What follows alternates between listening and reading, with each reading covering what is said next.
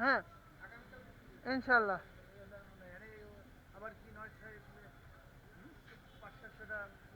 আচ্ছা ঠিক আছে, এটা বাদ দাও এখন। চাবি নিছো?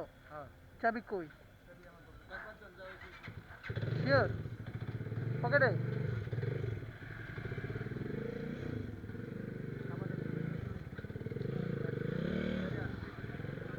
বুঝি নাই। মানে সাবান না দুইটা আনলাম, একটা নিয়ে আইছো? ভালো হয়েছে।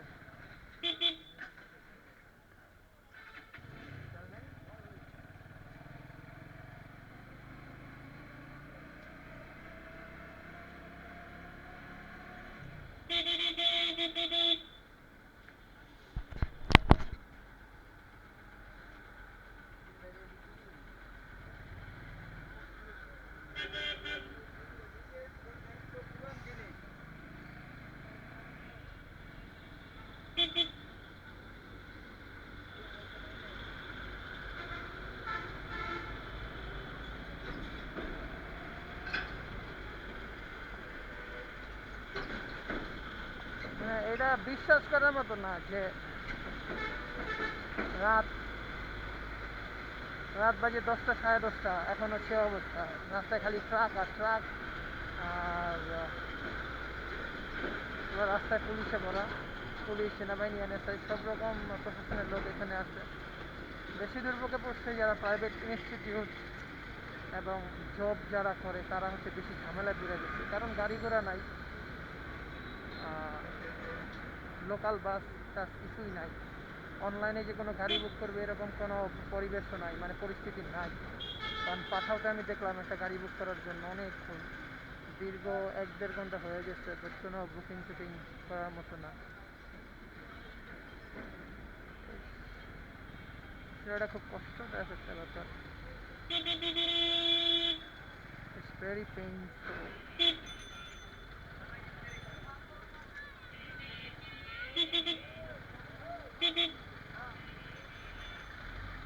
আর রাস্তাঘাটে গাড়ি ঘোড়া নাই দেখা রিক্সাগুলি যা জ্বালাতন করতেছে, মানে বলার বাহিরে। আবার একদিকটা জ্বালাতনের পাশাপাশি এরকম হইতেছে যে মানুষের উপকার হইতেছে। অনেকে রিক্সা করে যাত্রাবাড়ি শুনিয়ে গেছে। কারণ আমাদের অফিসের যে ম্যাম, আমার এক ম্যাম আছে, ওনারে হচ্ছে গাড়ি করে দেওয়ার জন্য আমি পাঠাওতে দেখছিলাম বেসিক্যালি। তো তখন দেখলাম যে কোনো বাইক নাই, গাড়ি নাই, খুবই কষ্টদায়ক একটা ব্যাপার। তো উনি লাস্টে রিক্সা নিয়ে প্রথম গেছে মালিবাগ, মালিবাগের থেকে আবার রিক্সা নিয়ে হচ্ছে যাত্রাবাড়ির দিকে।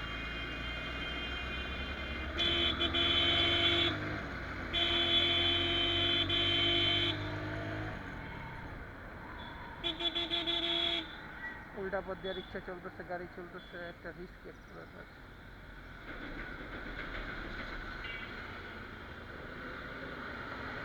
মানে এই বাড্ডায় সবসময় হচ্ছে এরকম একটা অবস্থা থাকবেই, সেটা হচ্ছে উল্টা পথে গাড়ি চলে অলওয়েজ। রাস্তা থাকাও কার বিজিও, প্রশাসন, পুলিশ এত কিছু করে, ট্রাফিক বিভাগ, খালি বাইকারদের যেতে চালা। হ্যাঁ, বাইকারদের দোষ।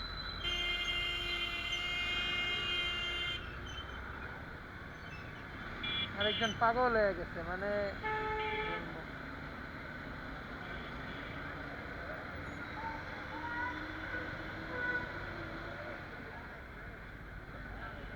পোস্ট অফিস দিয়ে যাবো না?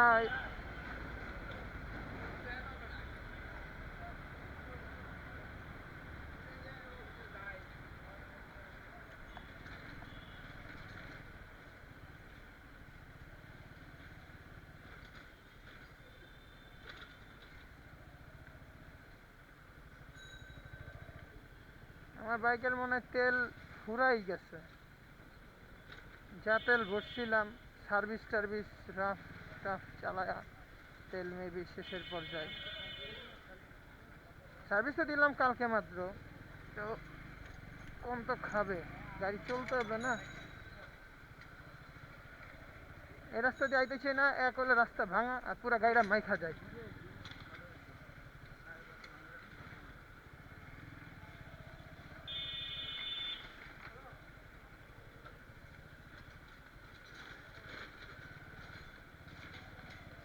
ভুল করছি পোস্ট অফিস দিয়ে দুইটা।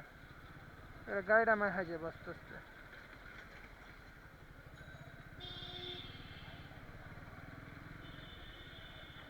এক ব্যাপার না, গাড়ি এবার ওয়াশ দেওয়া লাগবে। কালকে হচ্ছে হরতাল ডাকছে, হরতাল কালকে হরতালে কি কে হাল্লাই জান, আজকে দেশের যে অবস্থা হয়েছে। এই ট্রাক ঢুকে গেছে।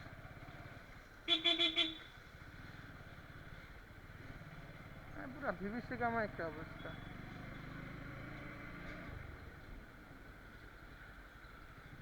ভাড্ডা লাগা এমন একটা রাস্তা, ডাবের খোসা, বেলুন সব কিছুই পাওয়া যায়।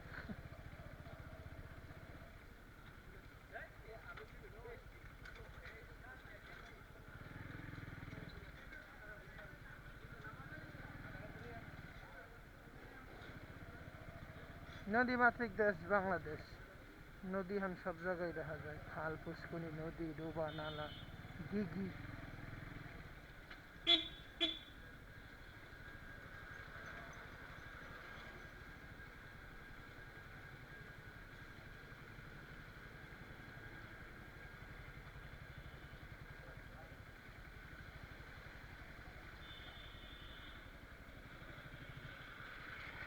বৃষ্টি নাই, কিছু নাই, বাট পুরো রাস্তা হচ্ছে গুয়ের পানিতে বাঁচতে হয়।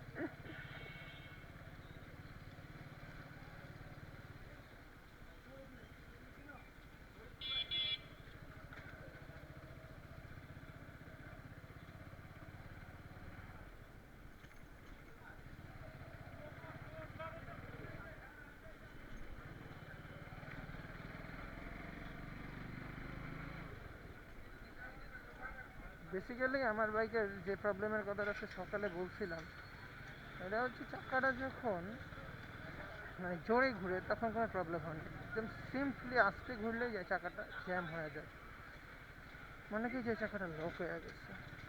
তো জোরে যখন চলে মোটামুটি 8-9 চলতেছে, বাট ওই জিনিসটা আমি পাইতেছি না, যেমন 5 ফ্রি করে দিলে চাকা জ্যামের এটা বোঝা যায় না।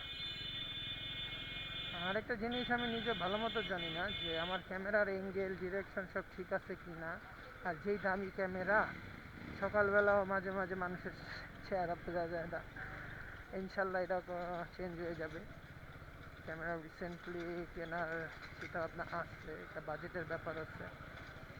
আর একটা জিনিস হচ্ছে মিডল ক্লাস ফ্যামিলির ছেলে পেলে তো চাইলে হুটহাট করে কোনো কিছু করা যায় না, এটা একটা সবসময় প্যারা থাকে। হাউএভার স্টল ইট। আমি বলতেছি যে আমার সাউন্ড ভয়েস ক্যামেরা ডিরেকশন ঠিক আছে কি না আমি নিজেও জানি না, ভিডিওটা যখন দেখবো তখন হচ্ছে আমি বলতে পারবো। এলাকায় চলে আসছি, এলাকা ঠান্ডা, এই যে এইখানটায় হচ্ছে মানে বিরোধী দলের মানুষজনে ভরা, এর জন্য এই জায়গাটা ঠান্ডা। বাবারই নিয়ে বাইক রাইড করতেছি তাই খুব স্লো, 14, 15, 22।